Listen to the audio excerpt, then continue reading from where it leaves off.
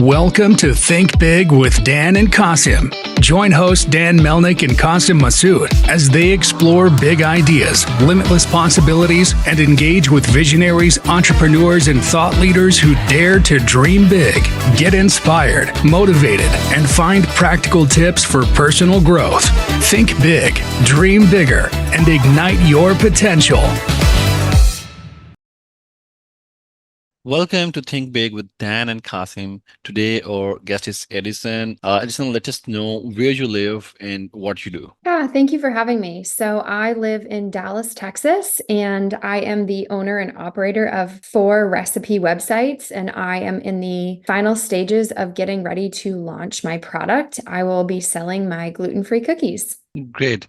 So, what inspired you to start this business? So back in 2016, I learned that I had to be gluten-free, and I've always really loved to bake and cook and basically had to teach myself how to do that all over again. So I decided to document my journey on Instagram, and it was a really big hit and took off immediately. So I started receiving questions from people about where they can find these recipes. So that's why I started my first blog.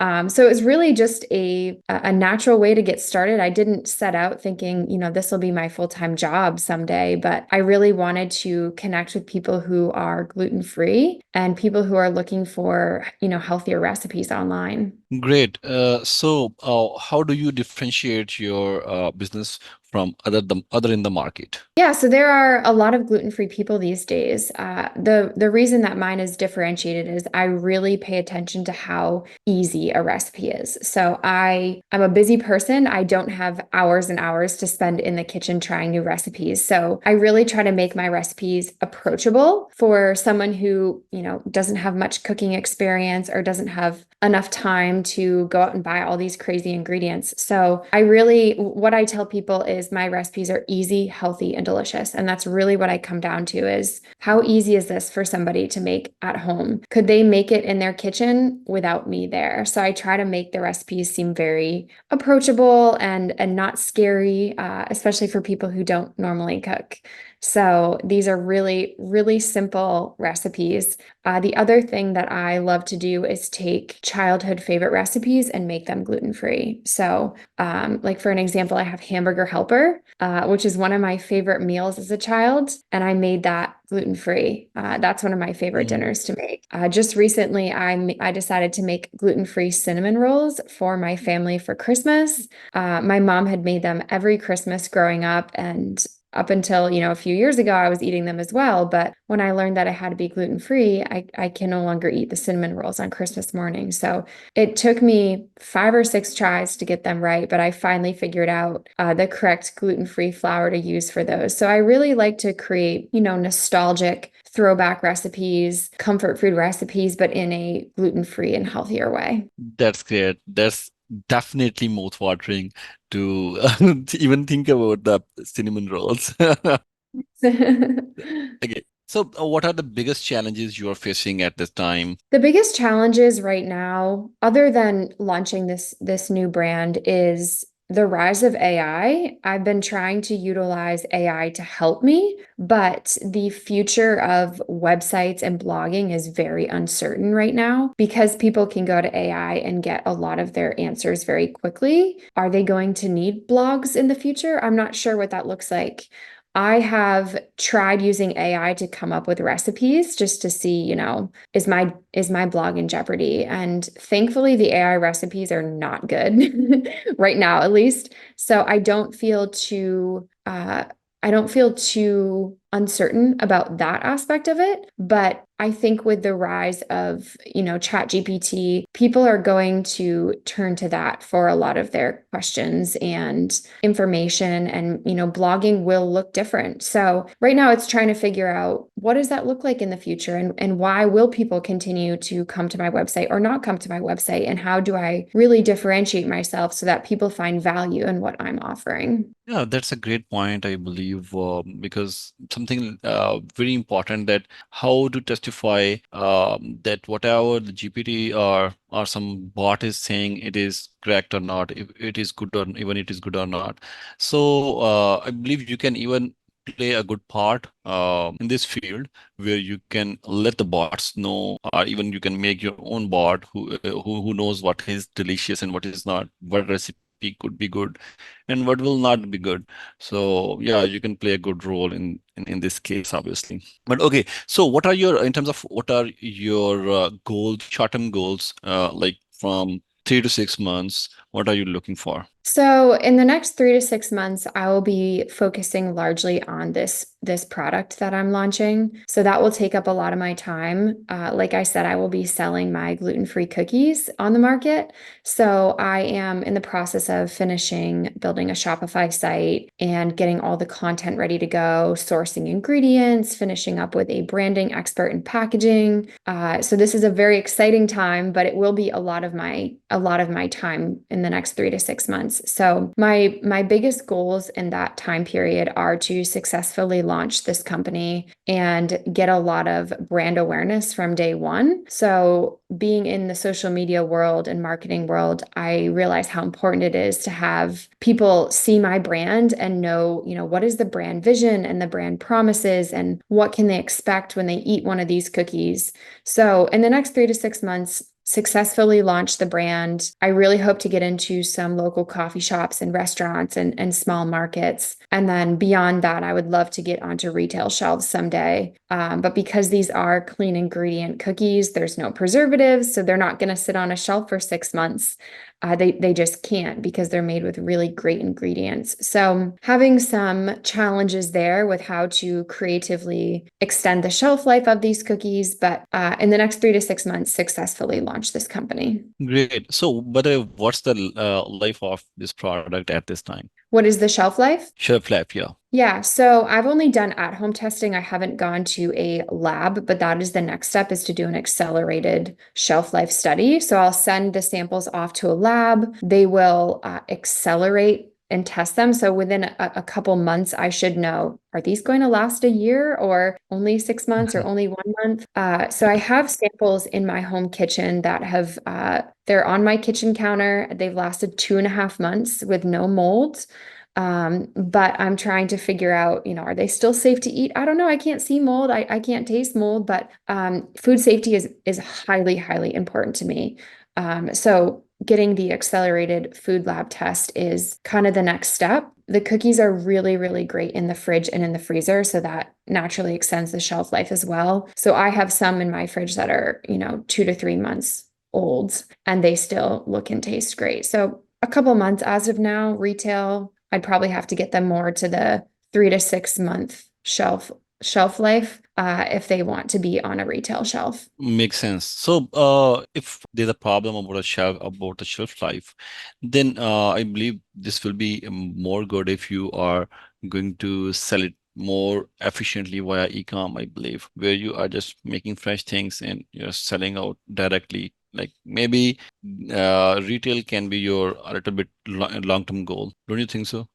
Yes. So my goal is to start direct to consumer online through a Shopify site and build it up with my existing social media audience. And then when retail comes knocking in, I don't know, 6 to 18 months, then I can work on creating a more shelf stable product. So that's something that's in the back of my mind, is how do I do that so that when the day does come to go to retail shelves, how can I be best prepared for that? But in the meantime, it will be freshly baked cookies going direct to my audience. That's really awesome.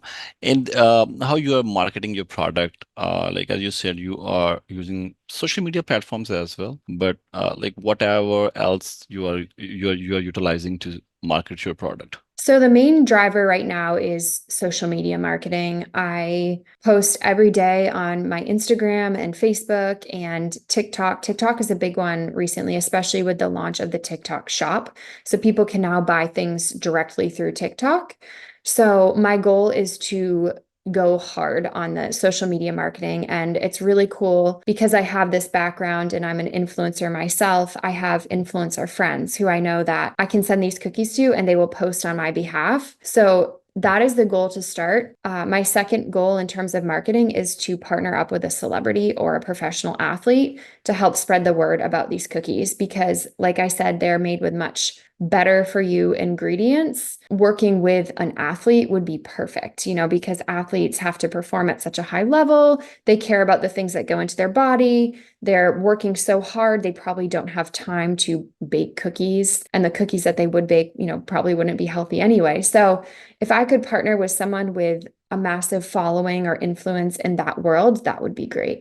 Yeah, indeed. I think athletes are one of the best suit in your product. Okay, so great. Let me know, what do you think? What are the long-term goals? Like after 1 year, where do you think where do you think you will be in terms of revenue? So revenue, it's hard to project because this is my first product and my first product launch, but I can give you some other goals. So my other goals are, at the end of the day, I want to be the next great American baking company. The future is cleaner ingredients, and people are finally starting to see that and realize how detrimental sugar is.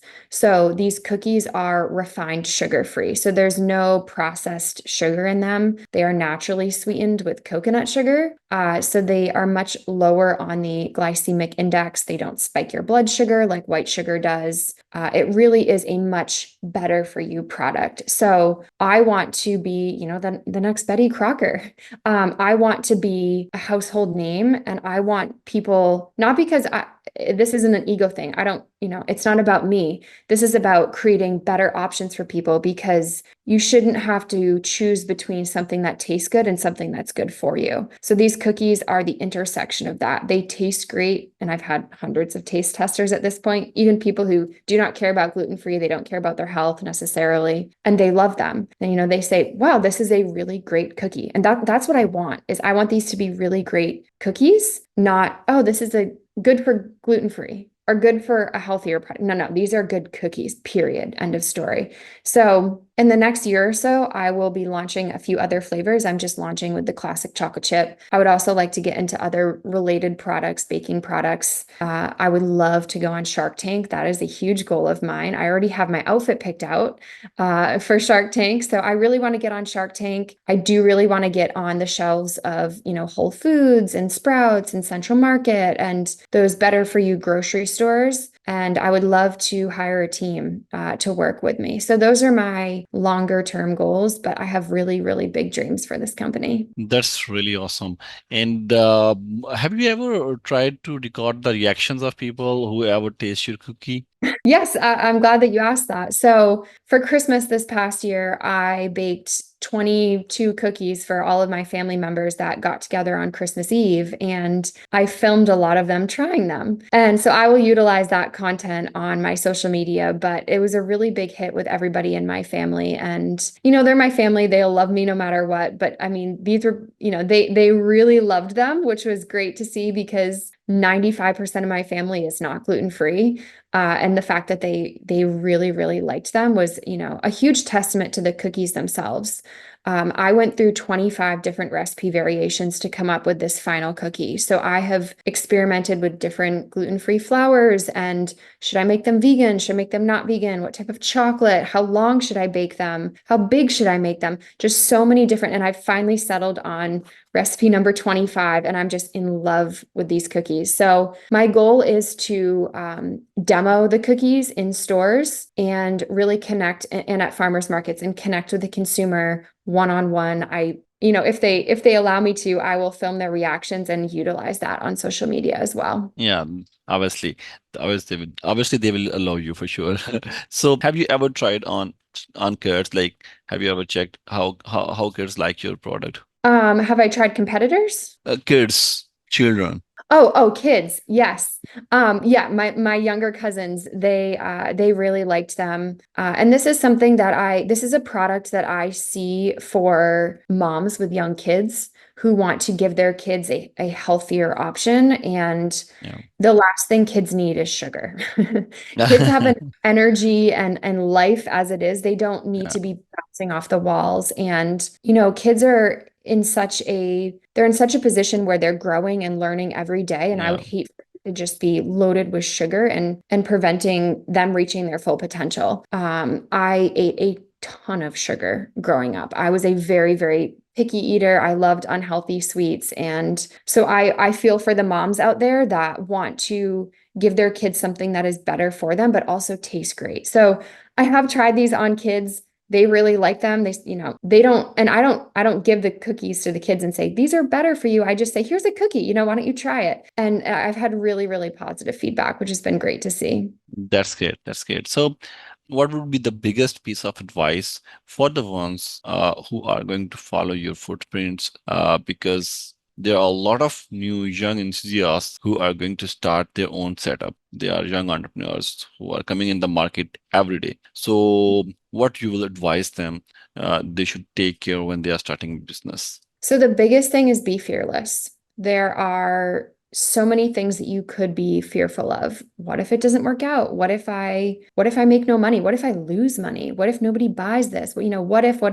But what if this is $1 million brand? What if this is, your dream come true? What if people buy it? What if you go on Shark Tank? What if, so for every negative what if, counter that with a positive what if. And you need to be, as an entrepreneur, you need to have so much confidence in yourself, almost borderline cockiness, because people will doubt you. People won't believe in you. People won't always help you out. People will question what you're doing. You have to have enough confidence in yourself to say, I know what I'm doing. I know I'm going to be successful. This might be a long, tough road, but I believe in myself. And I know that with enough hard work, I can make this a reality. So my biggest piece of advice, and this is for entrepreneurs, but this is for anybody out there, is just be fearless and go for it and just start. And good things don't come from comfort zones. I think about my own life and all of the risks and chances that I've had to take that at the time felt really scary. But those are the things I look back on my life and I'm like, that's where I grew the most. And that's